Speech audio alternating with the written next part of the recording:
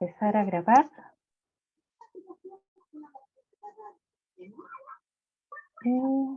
Vamos a compartir.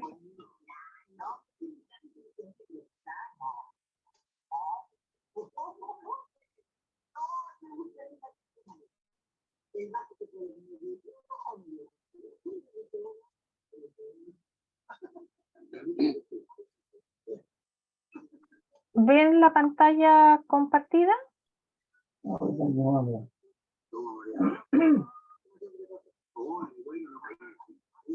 Dice curso de Sagrada Escritura, lo único que dice, y todo lo demás está en blanco. Ok, ya. Vamos entonces a dar este inicio al curso de Sagrada Escritura.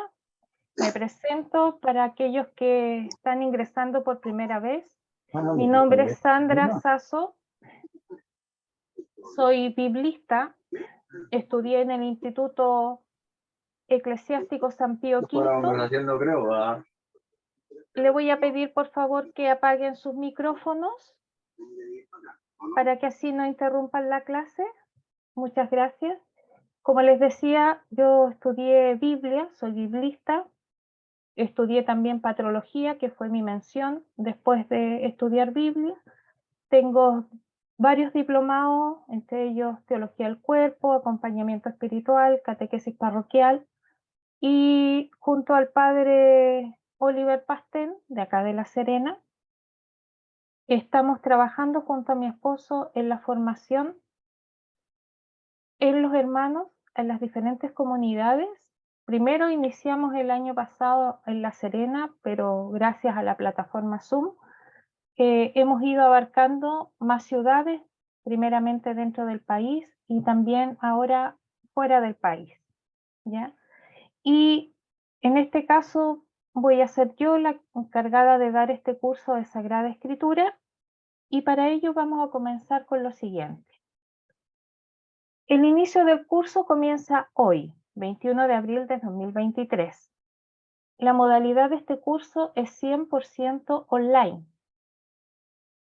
Y los días que se van a dictar las clases serán el primer y tercer viernes de cada mes.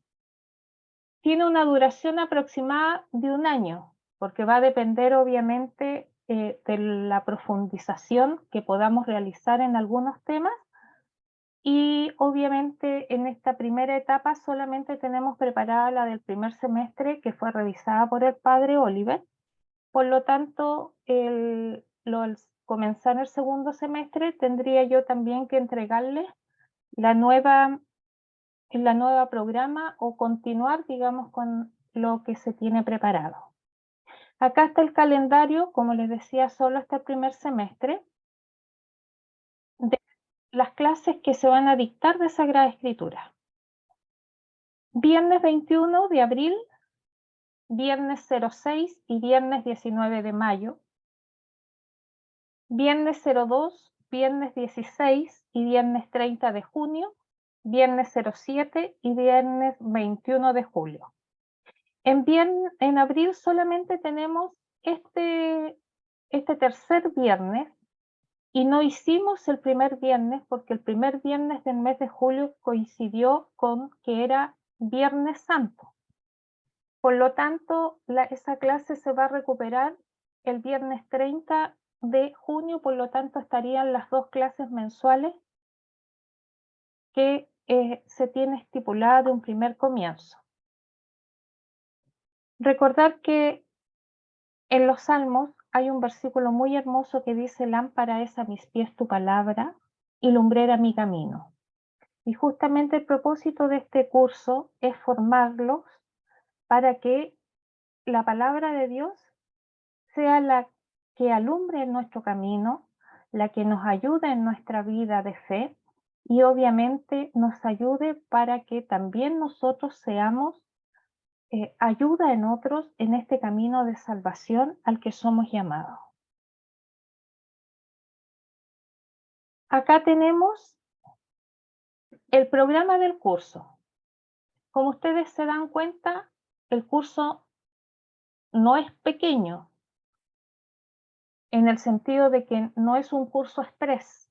Y esto no es un curso de Biblia propiamente tal, sino que simplemente es una introducción general de la Biblia. Es decir, este es el conocimiento básico que debiéramos tener todos referente a lo que es la Sagrada Escritura. La primera unidad se llama prolegómenos. ¿Qué significa prolegómenos? Significa que es una introducción, o sea, es la antesala, es lo que nosotros tenemos que conocer primeramente antes de entrar de lleno a lo que es conocer la Sagrada Escritura. ¿Y qué es lo que tenemos que aprender? Bueno, que la Biblia es el libro por excelencia, por eso tiene el título del libro de los libros. Después saber y conocer que la Biblia como pretexto y también la tradición y la identidad de la escritura antes de que obviamente fuese ya escrita, como la tenemos nosotros como libro, ¿ya? Y que entendiendo también que en nuestra iglesia es muy importante no solamente la doctrina de la fe, sino que también la tradición de la iglesia. Y a eso es lo que va a apuntar el punto número 3 de la primera unidad. Una vez conociendo esta pequeña antesala de lo que es la escritura, la Sagrada Escritura, vamos a entrar entonces a conocer netamente lo que es la palabra de Dios. Y para ello tenemos que conocer la tierra de la Biblia y por eso que tenemos que hablar de geografía, de arqueología y de historia de la Biblia. Para pasar a la unidad 3, que vendría a ser el texto mismo o la letra de la Biblia, porque hay que conocer el texto de la Biblia, ya como las lenguas de la Biblia, entendiendo que la Biblia tiene escritos en hebreo, ya en arameo y en griego, y también los materiales en que fue escrita, porque la Biblia no fue escrita solamente en papel o en papiro, sino que también se escribió sobre arcilla, incluso sobre un tipo de concha de mar dura que permitía que fuese transcrita como también de madera.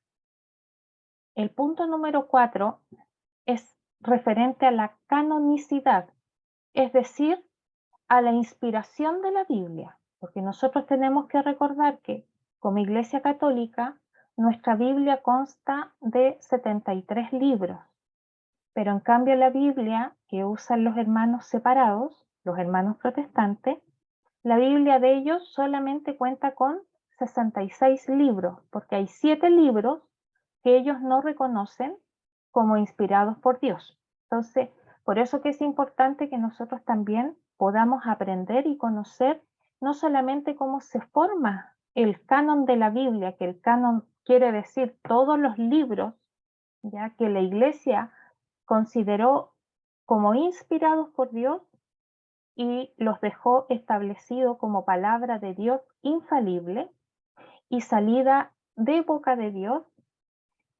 y por lo tanto no solamente al conocer esa inspiración de los libros sagrados, sino que también vamos a conocer las versiones de las Biblias y también la diferencia entre los libros protocanónicos y deuterocanónicos. Protocanónicos significan los primeros libros que fueron reconocidos como inspirados por Dios, y deuterocanónicos se le denominan a los 7 libros que la Iglesia protestante no reconoce como inspirados por Dios en su totalidad, porque ellos aceptan que tiene algo de inspiración, pero no la totalidad, ¿ya? Y conocer también las diferencias que hay entre uno y que hay entre otro desde los dos puntos de vista que tiene el cristianismo. La unidad número 5 tiene que ver con la palabra de la Biblia, es decir, que aquí vamos a entrar a ver un panorama de los libros que forman tanto el Antiguo Testamento como el Nuevo Testamento.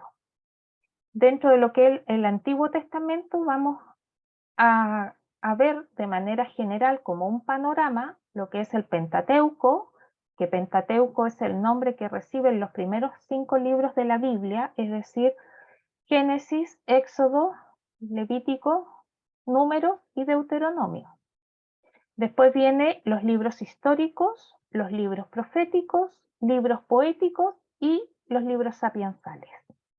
En el Nuevo Testamento nosotros tenemos los evangelios, el libro de los Hechos, las cartas paulinas, que está ahí puesto el corpus paulino, ya, las cartas católicas, que es, recordando que la palabra católica, que es un vocablo griego, significa universal, ¿ya? Y esas son cartas universales, es decir, que eran cartas que eran enviadas no a una iglesia en particular, sino que eran enviadas, digamos, a todas las iglesias que existían dentro de lo que fue el Imperio Romano, entendiendo que, por ejemplo, en el Nuevo Testamento nosotros vamos a tener cartas que son específicas. Por ejemplo, la carta a los Colosenses es una carta que fue escrita para la iglesia de Colosa.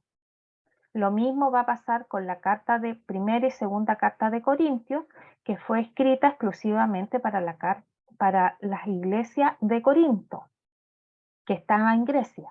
¿Ya? Entonces, estas cartas católicas o cartas universales no tenían una iglesia o un lugar físico como único destinatario, sino que eran cartas que se enviaban a todas las iglesias que existían en lo que era el dominio del Imperio Romano. Entonces vamos a ver también las cartas de Juan, las cartas de Judas y por supuesto el Apocalipsis.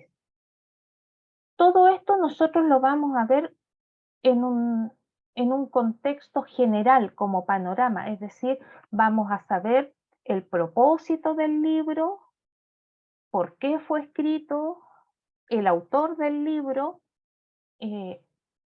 digamos que nos van a ir dando luces, digamos, para que nosotros nos vayamos teniendo una idea general de las divisiones que tiene cada testamento. Una vez visto esto, vamos a pasar a lo que es el periodo intertestamentario, es decir, el periodo que hay entre que se escribió el último libro del Antiguo Testamento, que es Malaquías, y los años que pasan hasta que se escriben los evangelios. Y ese periodo de años intertestamentario es de 400 años aproximadamente, lo que significa que en ese periodo de 400 años hubo un silencio de parte de Dios en cuanto a la revelación y en cuanto a la palabra dada. Entonces ahí es donde van a aparecer los apócrifos del Antiguo Testamento, apócrifos del Nuevo Testamento, van a aparecer también los apócrifos de la Iglesia y vamos a ver también allí los manuscritos del Mar Muerto del Qumran, aunque estos manuscritos fueron encontrados en el año 1947, pertenecen al tiempo que se denomina como intertestamentario. Para finalmente, en la unidad 7, poder ver la vida de la Biblia, es decir, saber su inspiración, su revelación y verdad.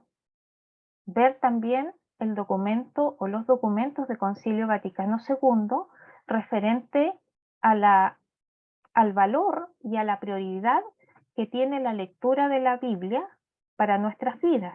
Vamos a revisar también lo que la Pontificia Comisión Bíblica nos va a decir acerca del libro sagrado. Vamos a ver un poquito de interpretación bíblica y juntamente con la interpretación vamos a ver los métodos de interpretación que nos enseña nuestra iglesia para que nosotros podamos aprender a leer la Biblia, aprendamos a meditarla y aprendamos obviamente a obtener las enseñanzas que necesitamos para nuestro desarrollo espiritual.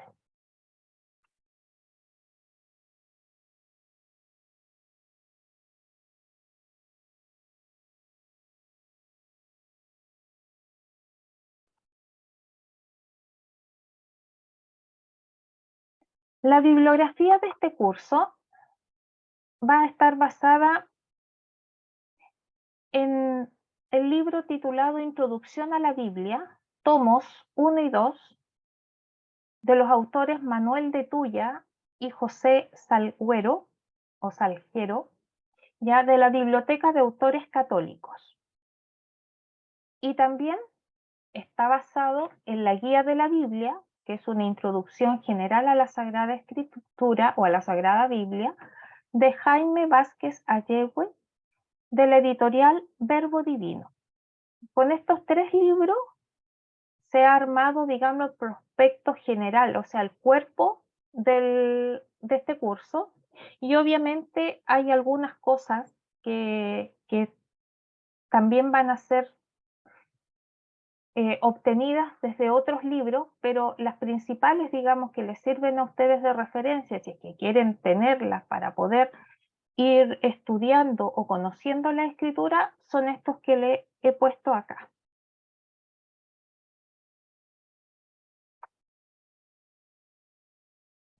Y empezamos entonces a ver la introducción.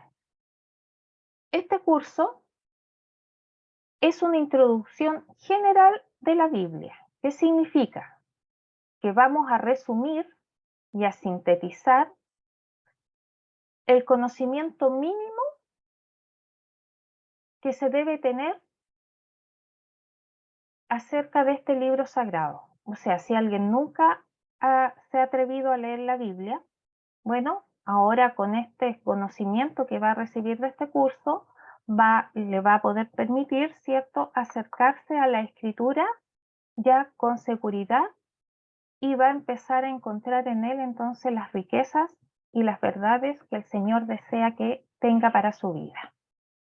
Este curso está dirigido a todo público y de cualquier edad, ya que tenga el deseo y el ánimo de poder acercarse a la Sagrada Escritura y descubrir en ella la grandeza de su mensaje. Aquí yo coloqué las palabras del Papa Francisco que dice: es necesario adquirir confianza con la Biblia, leerla, meditarla y asimilarla. Por lo tanto, el objetivo principal de este curso es justamente llegar a eso, llegar a que cada uno de ustedes pueda leerla, meditarla y asimilarla. Es decir, lo que ustedes leen, lo que el Señor a ustedes le muestre, la puedan entonces usar para su vida diaria y desarrollo espiritual. El otro propósito de este curso es ofrecer también una síntesis de una serie de manuales de introducción a la Biblia de la editorial Verbo Divino, que es una de las colecciones fundamentales para el conocimiento detallado de la Sagrada Escritura.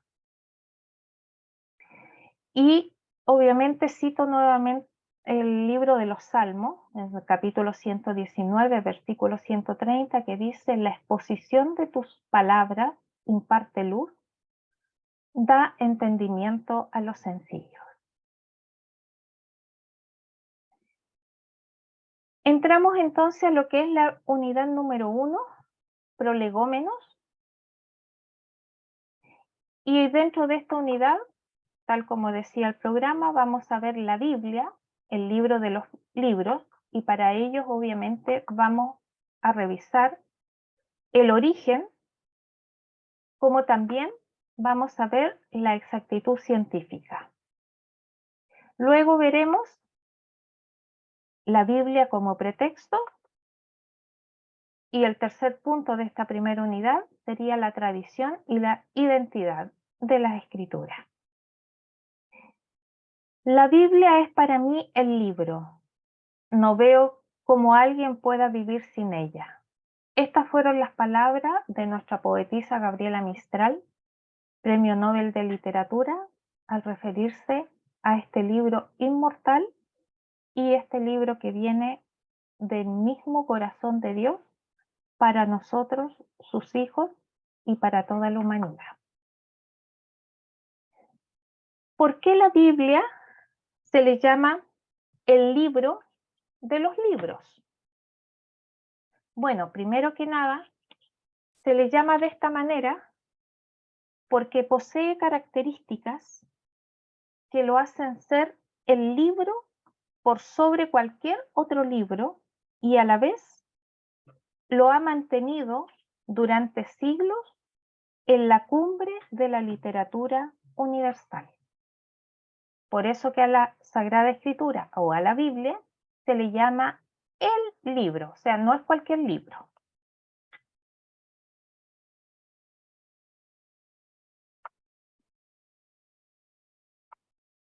Su origen.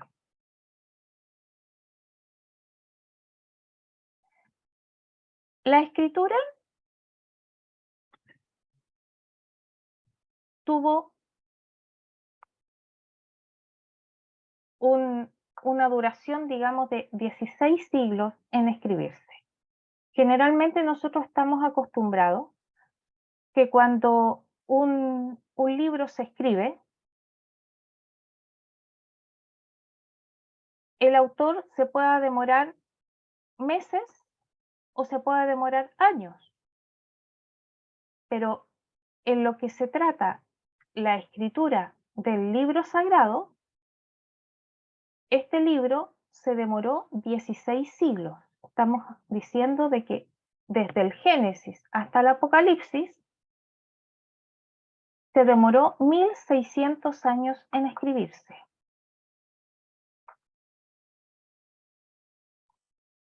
Fue escrita a lo largo de aproximadamente 60 generaciones y un poco más, entendiendo que una generación dura aproximadamente entre 70 y 80 años. Fue escrita en diferentes lugares, en el desierto, como lo escribió Moisés, en una celda, como lo escribió el profeta Jeremías, en un palacio, como escribió Daniel, en la prisión, como le escribió Pablo, durante viajes, como lo hizo Lucas, y en una isla, como lo hizo el apóstol Juan, mientras estuvo exiliado en la isla de Patmos. La Biblia tiene más de 2390 personajes que vivieron como mínimo en 1551 poblaciones. Se escribió bajo diferentes estados de ánimo. ¿A qué me refiero con eso? Que, por ejemplo, hay autores que escribieron desde las cumbres del gozo, como también hay otros que escribieron desde las profundidades de la tristeza y de la desesperación. Ejemplo de ello, nosotros lo vemos principalmente en el libro de los Salmos. Nosotros tenemos en el Salmo, por ejemplo, Salmo 50 o Salmo 51, que va a depender si los capítulos están divididos de acuerdo a la Vulgata, que va a ser 50, pero si están divididos los capítulos de acuerdo a otra traducción, va a ser el Salmo 51. Nosotros ahí tenemos, por ejemplo, una profunda tristeza y desesperación de el rey David, quien es el autor de aquel salmo, en el cual, cierto, él le suplica al Señor que le perdone su falta.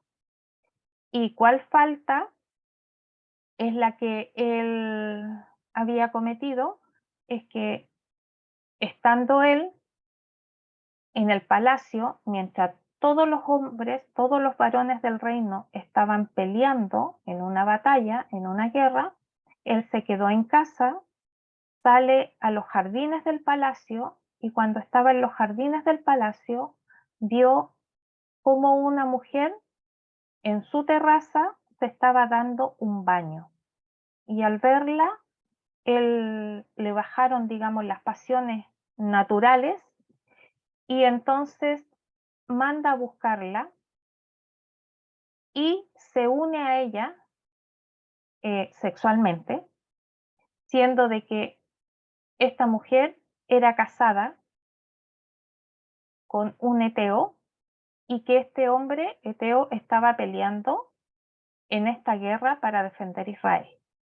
Como esta mujer queda embarazada, entonces David, para para que no se supiera, digamos, este pecado de adulterio, que más encima tenía consecuencias de un embarazo, entonces le dice a su general que a este hombre, Eteo, lo coloquen al inicio de la batalla para que muera en el campo de batalla, así ella quede viuda. Al quedar viuda se casa David con ella, que ella va a ser Betsabé, y el primer hijo que tiene con Betsabé agonizó 7 días y el Señor se lo llevó. Y Betsabé también va a ser la madre del rey Salomón. Y también tenemos en el libro de los Salmos escritos donde están en la plenitud del gozo, de la alegría, y generalmente es donde nosotros podemos encontrar con mayor facilidad estos diversos estados de ánimo en que se han escrito los pasajes de la Escritura. También la Biblia fue escrita en diferentes épocas. En tiempos de guerra, como pasó con David, y en tiempos de paz, como pasó con Salomón. Siguiendo con el origen de la Escritura y tomando en cuenta que la Biblia fue escrita en un periodo de 1600 años, usted comprenderá que no hay ningún ser humano que viva tal cantidad de años, por lo tanto, esta es una Biblia que tiene más de 40 autores, siendo algunos de ellos, por ejemplo, David, que fue rey, al igual que Salomón, y Salomón también, ¿cierto?, escribe el libro de los Proverbios, el libro de Eclesiastés, ¿ya? Nehemías, que fue un copero del rey, Pablo, que fue rabino o maestro de la ley, Pedro, que fue un pescador, Lucas, que fue un médico, Moisés, fue un líder político, Mateo, un cobrador de impuestos, Daniel fue un ministro en Babilonia. Como vemos hasta acá, el Señor se valió de personas que pudiesen estar muy bien preparadas, como en el caso de Pablo, y también se valió de personas tan humildes en cuanto a formación, como lo fue el caso de Pedro, que él era un simple pescador, que no sabía, no había sido formado, digamos, como lo fue Pablo. También la Biblia fue escrita en 3 continentes: en Asia, África y Europa.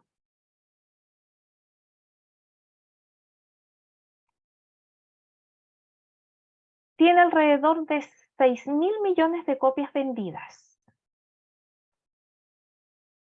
Ha sido traducida a más de 2.000 idiomas, lenguajes y dialectos, entendiendo de que aún no se alcanzan todos los idiomas, lenguajes y dialectos que existen en el mundo, pero hasta aproximadamente finales de los años 80 había más de 2.000 idiomas a las cuales se había traducido las escrituras.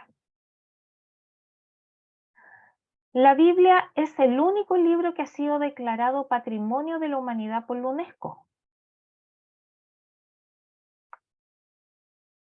También fue escrita en 3 idiomas: en hebreo, que principalmente es el escrito del Antiguo Testamento; en arameo, que lo podemos encontrar en el Antiguo Testamento y también en el Nuevo Testamento, pero no, digamos, en fragmentos tan grandes.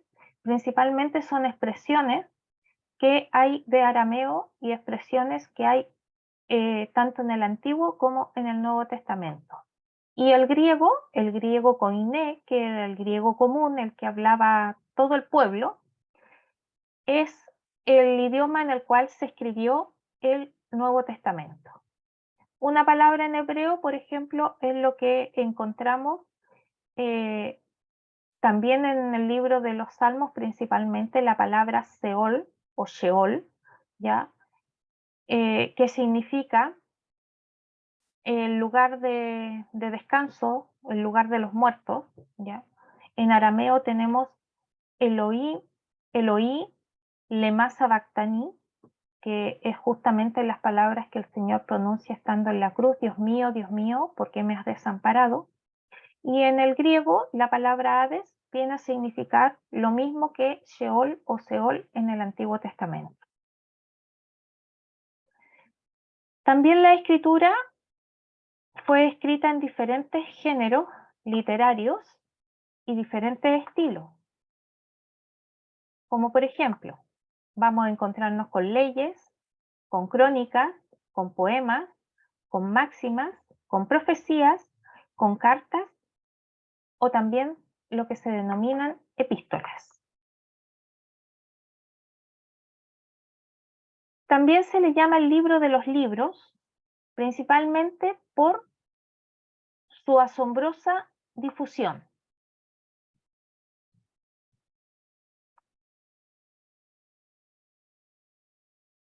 Es decir, de que la Biblia ha sido el libro más vendido a lo largo de la historia.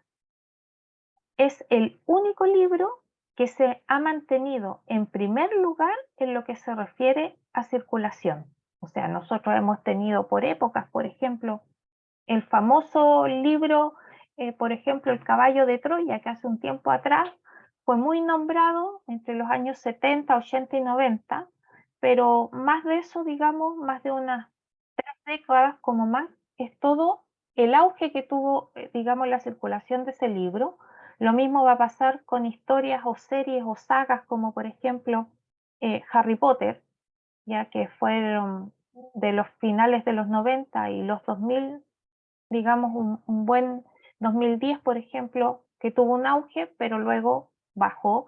Lo mismo va a pasar con libros, por ejemplo, como El Señor de los Anillos. Pero en cuanto a lo que se refiere a la Sagrada Escritura, es el libro que se ha mantenido no solamente por años, sino que por siglos como primer lugar en circulación. Actualmente tiene un ambicioso proyecto de traducirla a los 3.267 dialectos restantes, es decir, que ese es el número en el cual la escritura no les ha llegado en su idioma, y el proyecto que tienen las diferentes sociedades que se encargan o imprentas o editoras que traducen las escrituras, tienen este gran proyecto de poder llegar antes de 2050 a esos 3.267 dialectos restantes, para que así todo el mundo pueda tener una Biblia en sus manos y poderla leer en su lengua vernácula, es decir, en su lengua de origen. La Biblia también es el libro que más se ha leído. Es el único del mundo que lo leen las personas de toda edad y de toda posición social. Entonces, nosotros nos encontramos que no es frecuente que un erudito, por ejemplo, se interese por una lectura infantil, ni tampoco que un niño se apasione por un tratado filosófico. Pero en cuanto a lo que es la lectura de la Biblia, este rompe todos los esquemas, porque no importa si la persona sea erudita o sea una persona con los conocimientos básicos de formación académica. La Biblia también atrae a personas sencillas como a personas intelectuales, ¿ya? Una hueste de figuras ilustres que yo coloqué aquí, como Lope de Vega, Andrés Bello, Juan Pablo Duarte, Enrique Gómez Carrillo, Juan Donoso Cortés, Domingo Faustino Sarmiento, Miguel Unamuno, ¿ya? Por mencionar algunos. Ellos han encontrado en las páginas de la Escritura una fuente de inspiración y también de sabiduría. Esto también ha permitido que la Biblia, con sus diferentes traducciones a los idiomas, ya a las lenguas y a los dialectos, ha llegado a casi todos los países de la Tierra y obviamente no podía estar ausente de los logros científicos de este siglo, porque fíjense que la Sagrada Escritura fue el primer libro que fue llevado al espacio ya en un microfilm por los astronautas y que fue leída desde aquel lugar, es decir, que desde la misma luna, del mismo espacio, entonces la Biblia fue leída cuando comenzó estos viajes espaciales. También se le llama a la escritura el libro de los libros porque justamente mantiene su actualidad. Es decir, que pese a los años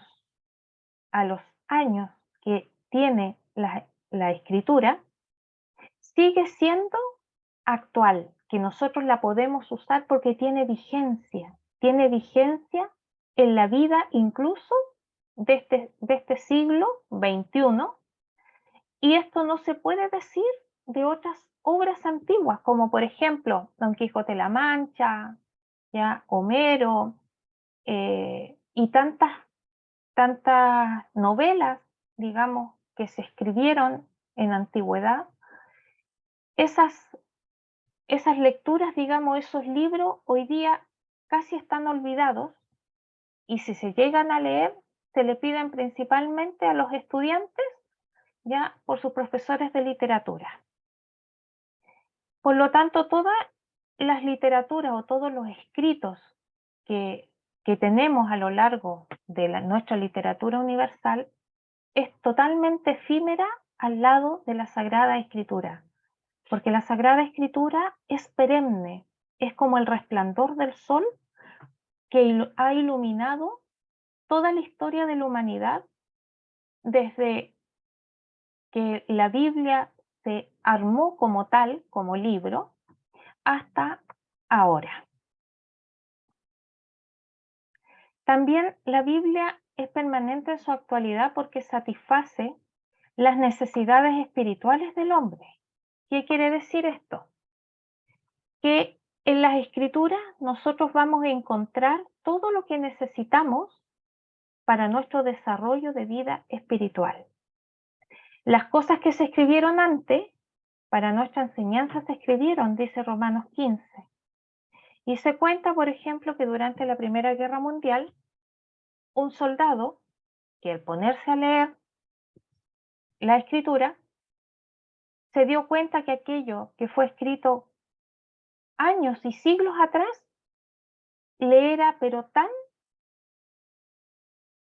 presente a lo que él estaba viviendo. Y le parecía que hubiese salido de un contemporáneo, de un escritor contemporáneo. Pero en el fondo, simplemente es que la escritura nunca ha dejado de estar actualizada dentro de la historia de la humanidad. Otra de las características que tiene la Biblia, y por eso se le llama el libro de los libros, es su supervivencia. Es decir, sabemos por la historia que la Biblia ha sido prohibida a lo largo de la historia en su lectura. Ha sido quemada.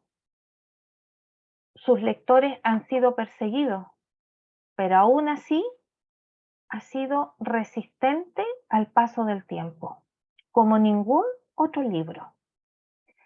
Y esto, ¿por qué lo ha hecho? Simplemente se ha resistido, ha hecho resistencia a toda la oposición que ha tenido a lo largo de la historia de la humanidad, porque justamente la Biblia no es un libro que nace del corazón del hombre, sino que nace del corazón de Dios. Y el primer perseguidor de la escritura, que se tiene registro, fue Joacim. Joacim fue el rey de Judá. Nosotros tenemos que entender que después del reinado de Salomón, Israel se divide en dos reinos, deja de ser el reino de Israel y pasa a ser el reino del norte y el reino del sur. El reino del sur es el que se llama el reino de Judá y el reino del norte se va a quedar como el reino de Israel. Uno de los reyes del reino de Judá, que se llama Joacim, él entonces es el primero que quema los escritos del profeta Jeremías. O sea, tenemos allí el primer registro en las escrituras de un perseguidor de la misma palabra que salía de la boca de Dios. Y bueno, Jeremías va a reescribir su libro, que lleva su nombre, pero le va a agregar un capítulo más, que vendría siendo el capítulo 36. Después vamos a tener, durante la invasión griega, a Antíoco Epífanes, que va a ser un gran opresor de los judíos, ya que también dictó un decreto para quemar todos los libros sagrados, entendiendo que en ese periodo del Antiguo Testamento no estaban en un libro, sino que estaban en rollos, por lo tanto se mandaban a quemar todos los rollos. Después, dentro del Imperio Romano, Diocleciano, que va a ser un emperador que va a estar en el siglo III después de Cristo, también entonces va a dirigir una persecución en contra no solo del cristianismo, sino de la palabra de Dios, y allí muchas Biblias fueron destruidas y fueron quemadas. También la escritura tiene resistencia a la crítica destructiva. Hasta el día de hoy,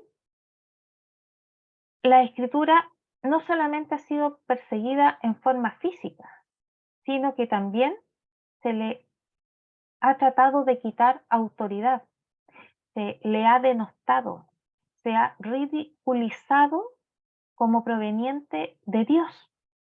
Y no solamente de parte de personas ateas, de personas gnósticas, de una época en particular, sino que estamos viendo que a lo largo de todos estos siglos, que ya nosotros llamamos 21 siglos, pero entendiendo que las escrituras va a aparecer como libro, como hoy día lo conocemos como Biblia, cuando cierto San Jerónimo va a traducir la Biblia a la Vulgata, en latín, y con ella se va a masificar, porque antiguamente las Biblias solamente las estaban en los monasterios, ¿ya?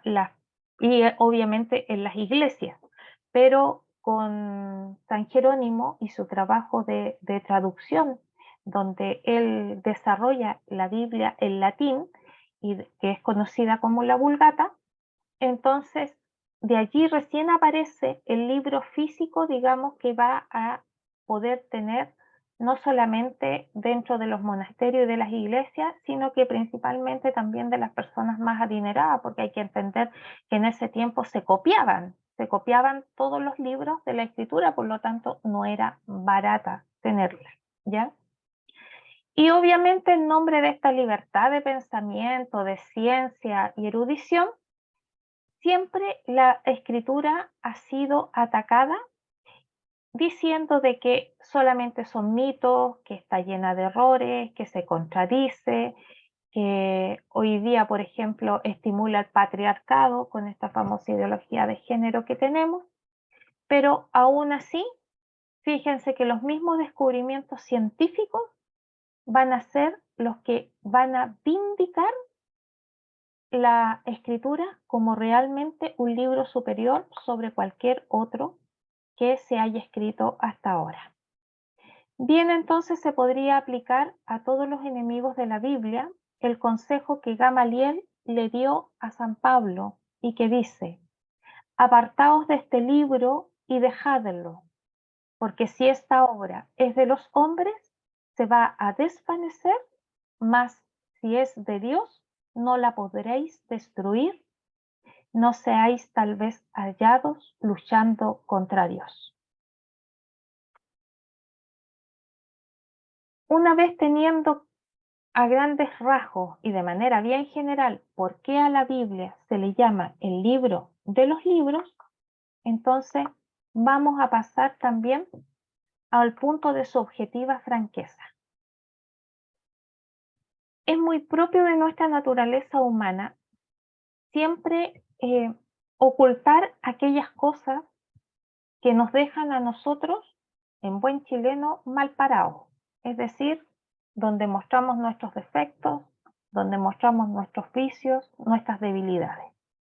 Pero la Sagrada Escritura es un libro que es demasiado franco en muchas ocasiones, porque no esconde absolutamente nada. Es decir, muestra a todos los personajes de la Escritura con sus virtudes, sus defectos y sus pecados, sean estos pecados veniales o pecados mortales, ¿ya? Dentro de ellos, por ejemplo, podemos considerar a Abraham. Abraham, por ejemplo, cuando pasa un periodo de sequía en Canaán, baja a Egipto, que era donde había alimento, y como Sara o Sarai, su esposa, era muy bella, le dice que no la va a presentar como su esposa, sino que la va a presentar como su hermana. Entonces se presenta ante Faraón y le dice que Sara era su hermana. Y nos dice la Sagrada Escritura que Faraón, al ver la belleza de Sara, se enamora de ella y le pide entonces que se quede con él en su palacio. De hecho, este Faraón quería acostarse con Sara, pero al momento de que se fue a acostar al lado de ella, él tiene una revelación en sueño, unas pesadillas, se enferma y entonces manda a llamar a Abraham y Abraham ahí tiene que reconocer de que él ha mentido, que ha pecado y obviamente Faraón se enoja y lo echa del reino. Anteriormente mencioné el pecado de David con Betsabé. También tenemos, por ejemplo, la falta de Salomón, de que él tuvo 300 esposas y 700 concubinas. Y entonces la Escritura no esconde lo malo, porque el profeta Isaías nos dice de que lo malo es malo y lo bueno es bueno. Por lo tanto, en la palabra de Dios, y siendo la Sagrada Escritura la palabra que nace en Dios y es palabra de Dios, Él no puede actuar de otra manera. Por lo tanto, Él no esconde absolutamente nada, pero no deja, eso no significa, perdón, que estos ejemplos y malos ejemplos, porque hay buenos y malos ejemplos, a nosotros nos van a servir para respaldar nuestra mala conducta o nuestro deseo de vivir, por ejemplo, en pecado mortal delante de Dios. Al contrario, sino que el Señor ha dejado estos ejemplos para que nosotros veamos cómo no solamente la misericordia de Dios actúa, sino que también su justicia en cuanto a las faltas que podamos cometer. Y obviamente tenemos dentro de la Escritura hasta las mismas faltas de los apóstoles y entre medio, por ejemplo, en el libro de los Hechos, se narra, ¿cierto?, una pequeña disputa que hubo entre San Pedro y San Pablo en cuanto ellos dirigían las iglesias que estaban en Jerusalén y las iglesias que están en Antioquía, y eso también queda registrado en las Escrituras. Y también vemos que la Biblia se llama el libro de los libros por su benéfica influencia a toda la humanidad, ¿ya? Entonces, nosotros acá vamos a ver también que la Biblia va a ser la promotora de toda la influencia benéfica que nosotros conocemos en la humanidad. Por ejemplo, es impulsora de movimientos e instituciones filantrópicas.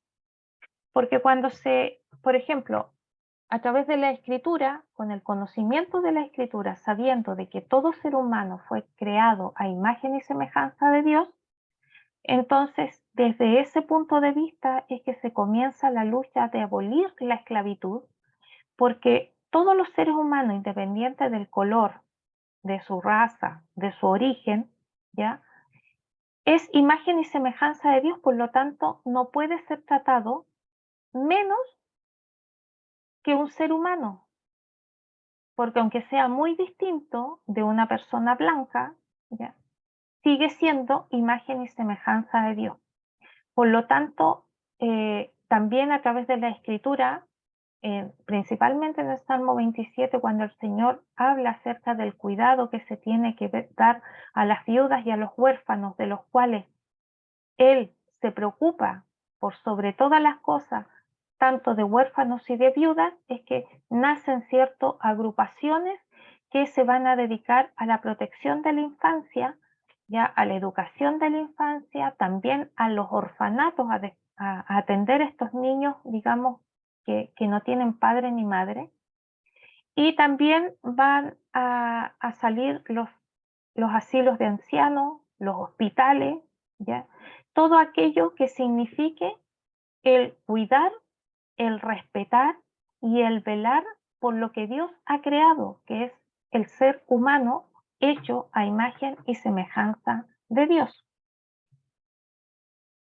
Otra de las influencias del beneficio que ha traído la lectura de la Biblia a la humanidad es que ha contribuido a que este mundo, ¿cierto?, lleve las enseñanzas de compasión a los que sufren, a desterrar la ignorancia, la superstición y obviamente a depurar las costumbres de la sociedad en los pueblos que lo leen. ¿Qué significa? De que los pueblos, por ejemplo, paganos, que tenían dioses a los cuales, por ejemplo, sacrificaban niños, como en el caso de los incas, de los mayas y de los aztecas, conocieron entonces a través de la palabra a un Dios misericordioso, a un Dios de amor que no exigía la muerte de un inocente para que Él los bendijera. Porque Dios lo único que quiere, un corazón que esté abierto, que esté dispuesto a que sea moldado por Dios mismo. Entonces, ha contribuido a mejorar la civilización. Y obviamente la influencia que ha tenido la Sagrada Escritura en pueblos, en tribus, por ejemplo, en tribus que hay dentro del Amazonas, en tribus africanas, les ha llevado a pasar de la barbarie a la civilización. Es decir, dejaron de ser personas que dañaban al otro, al prójimo, que lo destruían, para convertirse en personas que respetan al prójimo, que incluso aman al prójimo y cuidan al prójimo. Y eso ha sido un beneficio que nosotros podemos ver a lo largo del todo desarrollo de la sociedad.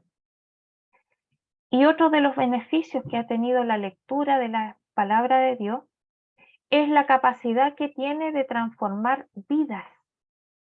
Y que este poder de transformar vida viene por gracia divina al hombre como regalo. Sabemos que todos nosotros tenemos que cooperar en nuestra salvación, pero la gracia de Dios es la que tiene que estar por encima del hombre para que pueda actuar de forma dramática y radical. Tenemos el claro ejemplo, por ejemplo, del asesino Saulo de Tarso, quien llegó después a ser el apóstol Pablo, que él, siendo perseguidor de los cristianos, que los encarcelaba y los mandaba a matar, cuando el Señor se le presenta mientras él iba camino a Damasco, entonces el conocimiento que adquiere Saulo de Tarso de este Dios que él perseguía, lo lleva entonces a una conversión y a una transformación de vida, donde él deja de ser el perseguidor y se transforma entonces en un predicador y en un evangelizador que va a llevar a las personas a los pies de Jesucristo, a quien antes él perseguía. ¿Me esperan un?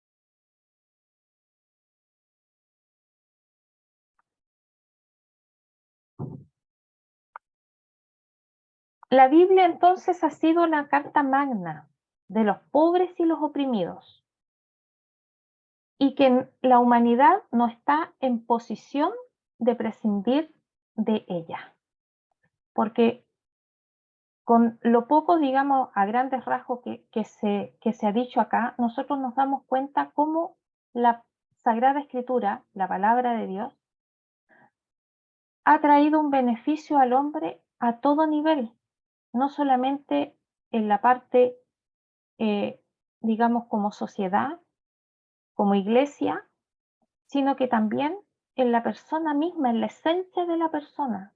Y eso le ha llevado a que la civilización pueda desarrollarse hasta el punto de cómo hoy día conocemos el desarrollo de la sociedad. Otro de los campos o otros de los puntos de vista con los cuales se le llama a la Biblia el libro de los libros tiene que ver netamente con su exactitud científica. Por ejemplo, en el campo de la cosmología, las estrellas, que son innumerables, es decir, que son 50 que no las podemos contar, son infinitas en número, aparecen en Génesis 15:5 y en Jeremías 33:22, que nos dicen que ellas son incontables. Pero fíjense que los astrónomos antiguos que contaron las estrellas le dieron un número en particular. 1026 les dio Hiparco, Ptolomeo 1056, Brahe 777, Kepler 1005.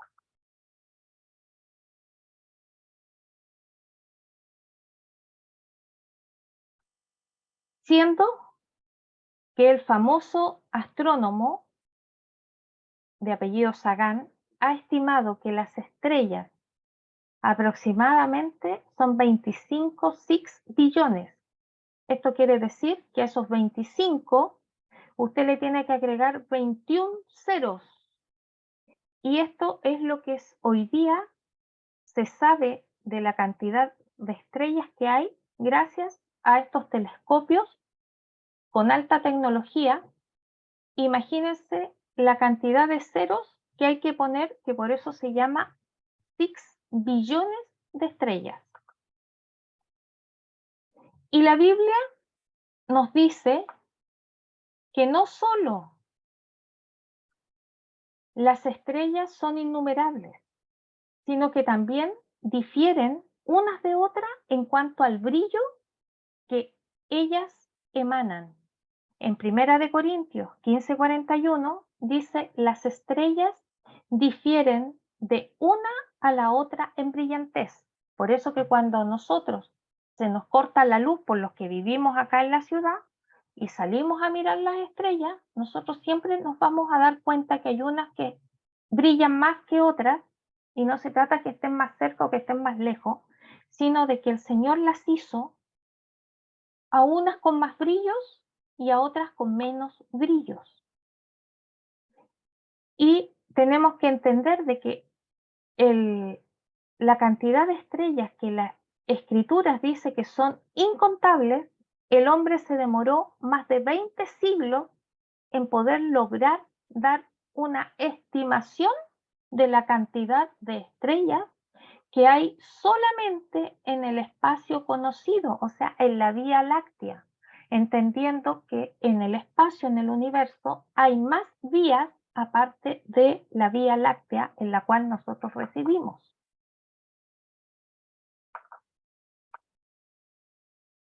También en el campo de la cosmología, la escritura va a ser la primera que va a declarar que al norte del espacio, ya del espacio sideral, hay un vacío. ¿Y quién nos va a decir esto? Va a decir Job en su libro, que dice, él, refiriéndose a Dios, extiende el septentrión que es el nombre que se le da al punto cardinal norte, entendiendo que son 4 los puntos cardinales, sobre el vacío. Es decir, Él, Dios, extiende al norte sobre el vacío y sobre la nada suspende la tierra. Pero los astrónomos han descubierto que realmente existe un gran vacío, pero lo vinieron a descubrir recién en el siglo XX. Entonces nosotros nos preguntamos, ¿quién le enseñó a Job esta verdad cosmológica que él la dejó plasmada en el capítulo 26? Y la respuesta no puede ser otra, ¿cierto?, que la infinita sabiduría de Dios, quien fue quien se la reveló. Lo mismo va a pasar con el movimiento de los planetas. Nosotros sabemos, ¿cierto?, que los planetas giran alrededor del Sol y este movimiento de los planetas fue propuesto por primera vez por Nicolás Copérnico. Tenemos que entender que antes de 1543 se pensaba de que era el Sol el que giraba alrededor de los planetas. Pero Nicolás Copérnico presentó en el año 1543 esta propuesta de que no es el Sol el que gira alrededor de los planetas, sino que son los planetas los que giran alrededor del Sol. Y posteriormente Galileo Galilei, quien va a seguir desarrollando esta propuesta, va a ser castigado dentro, digamos, de los pares de su época, porque no solamente él cree en esto, sino que va a promulgar esta verdad. ¿Y esta verdad de dónde nace? ¿Por qué Nicolás Copérnico la va a presentar como una verdad absoluta? Porque al leer el libro de Job, capítulo 38, versos 31 y 32, nos damos cuenta que en ese pasaje Dios le revela a Job que los planetas se mueven. Y también en ese planeta, o sea, en ese pasaje, perdón, nos va a hablar de la Osa Mayor y que esa Osa Mayor que se menciona en ese capítulo del libro de Job no es otra que la Vía Láctea que nosotros conocemos. También en el campo de la astronomía vamos a ver una exactitud científica que va a validar la Biblia. ¿Y en qué la vamos a validar? ¿Cómo nosotros nos va a validar la astronomía? Primeramente, en la suspensión de la Tierra.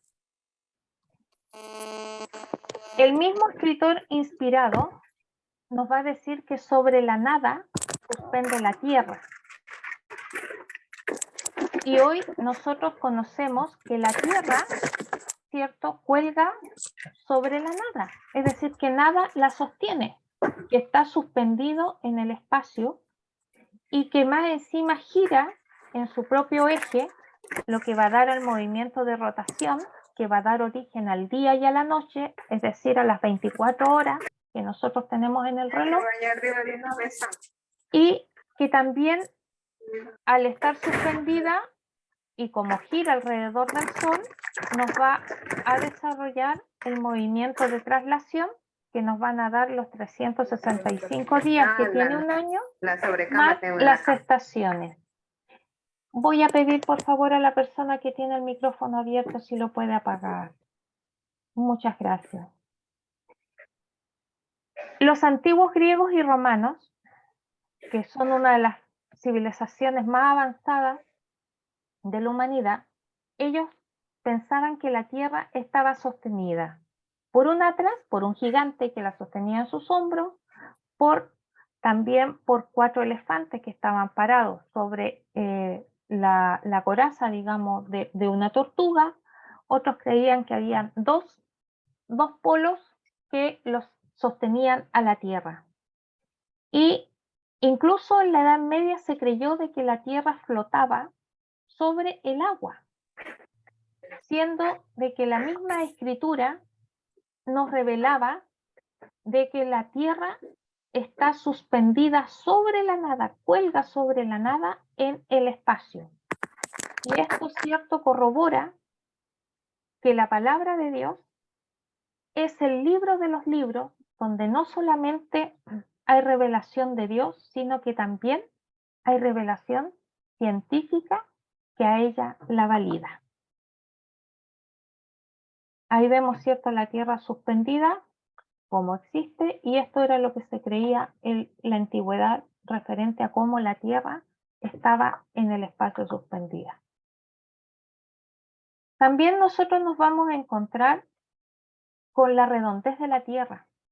Antiguamente se creía que la Tierra era plana, pero en Isaías 40:22 el Señor va a declarar al profeta de que Él, es decir, Dios, creador, está sentado sobre el círculo de la Tierra, lo cual, cierto, ya está revelando que la Tierra no es plana, sino que tiene forma de un círculo, es decir, es redonda. Por todo, cierto, es conocido hoy día de que nuestro planeta es redondo, pero esta verdad no era conocida en la antigüedad. Proverbios 8:27 también nos va a hablar acerca del círculo de la Tierra, es decir, la redondez que tiene el planeta, y que obviamente echa por tierra el que la Tierra sea plana. Incluso hoy día nuevamente está saliendo, digamos, a voz populi la teoría de que la Tierra es plana, pero la misma escritura, que es palabra de Dios, corrobora y afirma de que la Tierra no es no es plana, sino que es redonda. Y ahí vemos nosotros que estas verdades que fueron reveladas con tantos siglos de antigüedad, porque esto fue dicho antes de Cristo, aproximadamente unos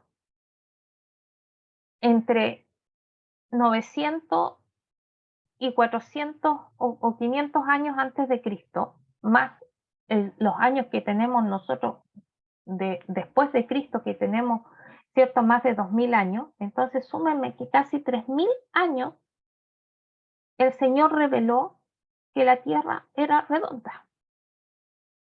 Por lo tanto, la palabra de Dios es el único libro en todo el mundo que está respaldado por la ciencia, es decir, que la ciencia lo valida y lo hace válido, lo hace verídico, y nos invita con esta veracidad que ella certifica y que respalda a que nosotros creamos en ella.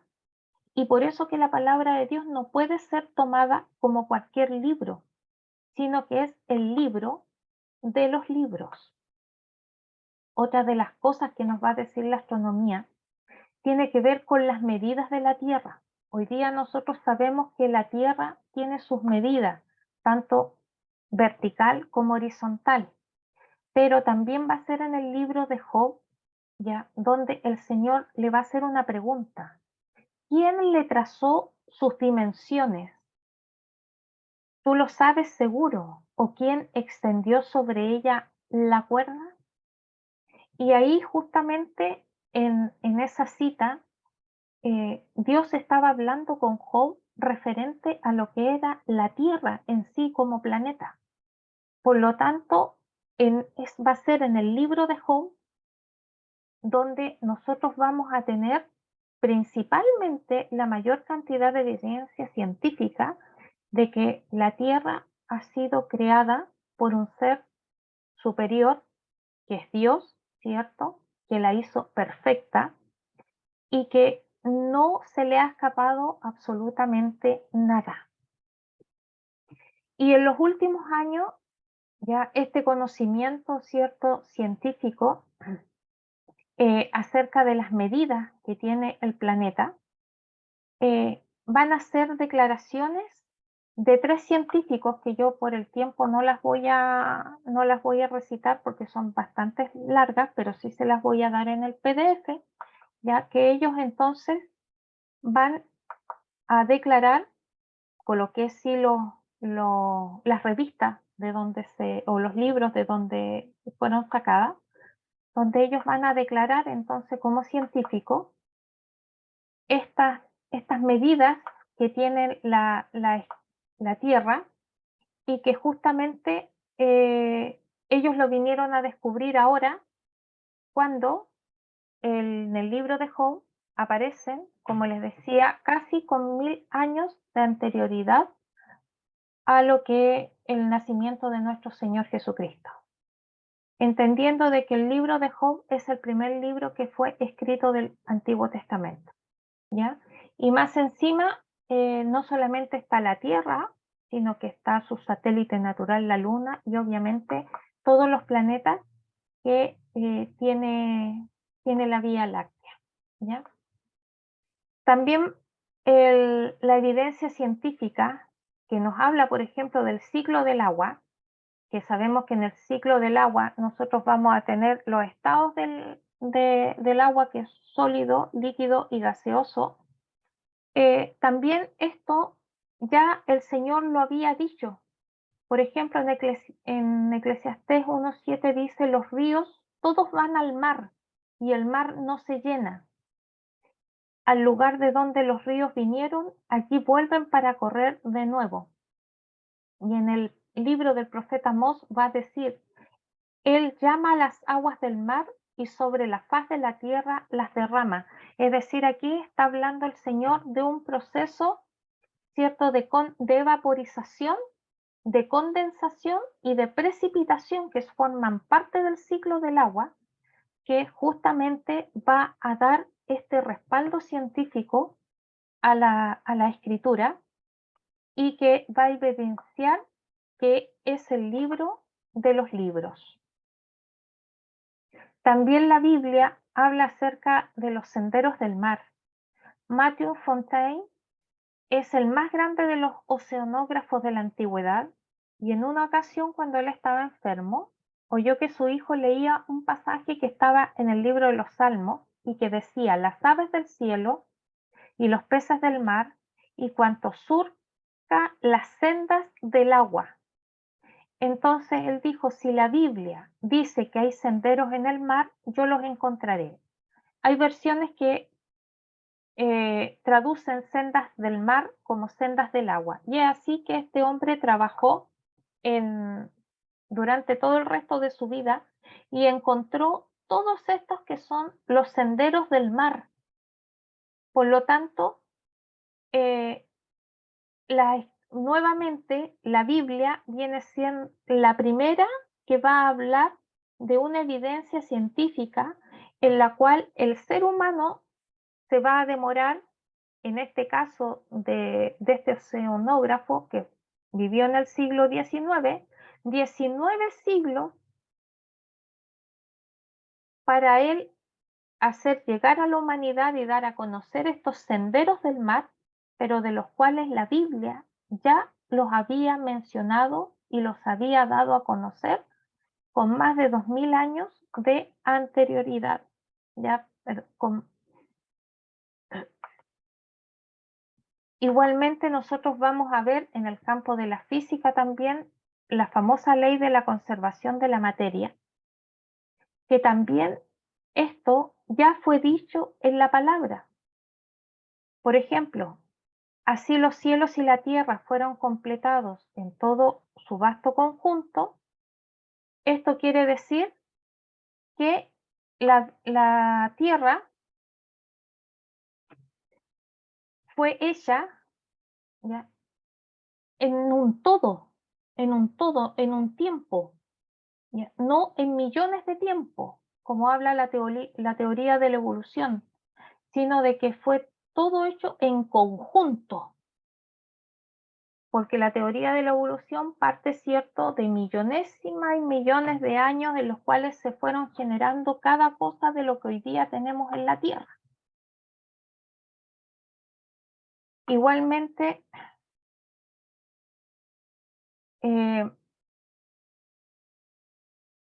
vamos a tener, ¿cierto?, lo que va a decir Moisés, que dice, fueron pues acabados el cielo y la tierra con todo el ornato de ellos. El día séptimo terminó Dios la obra que había de hacer. Entonces, aquí también va a ser la primera ley de física que se llama la ley de la termodinámica, que nos va a enseñar y a demostrar que este principio de la ley de la termodinámica, que dice que la energía y la materia no se crea ni se destruye, sino se transforma, solo se transforma, que también va a dar una veracidad a la Biblia y la va a poner por sobre los libros que cualquier persona humana haya escrito durante el desarrollo de la humanidad. Esto a grandes rasgos que yo les acabo de mencionar es lo que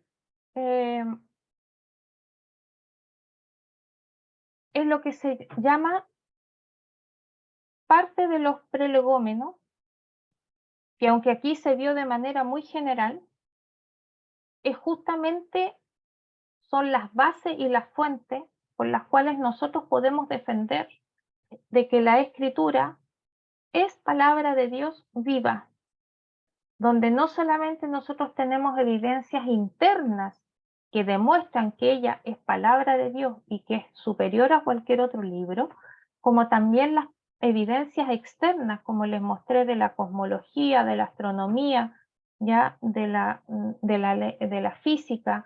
Nos faltó ver, cierto, de otras áreas que las vamos a ver en la próxima clase, en las cuales ellos nos van a dar evidencias internas y externas de la primacía que tiene la Escritura por sobre cualquier libro, y por eso también es importante que nosotros la conozcamos, que nosotros la entendamos, que nosotros la comprendamos, que nosotros las busquemos y que nos alimente, porque así como vimos en la primera parte, donde decía de que él trajo beneficio a la sociedad humana, ¿ya? Sobre la empatía, porque cuando se dice que se crean hospitales, se crean orfanatos, se crean asilos, es simplemente el desarrollo de la empatía hacia el que sufre, hacia el necesitado, y que está basado en el más grande de los mandamientos, el amar al prójimo como a uno mismo.